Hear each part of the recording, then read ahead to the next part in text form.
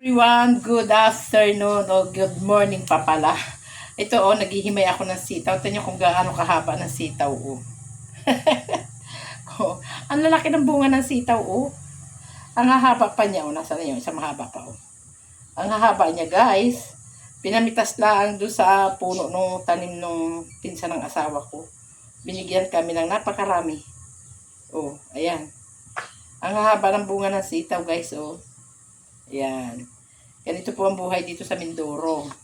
Kasi pagka lang talaga magtanim, hindi ka nabibili ng gulayin. Ayan.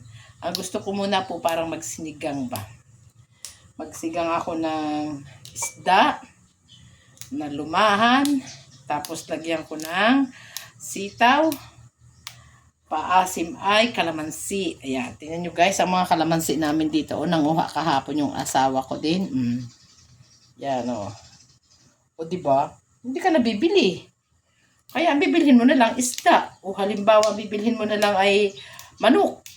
Pero sa mga gulayin, hindi na. Alam nyo guys, pag ako'y nagpurgod, yan ang aking gagawin.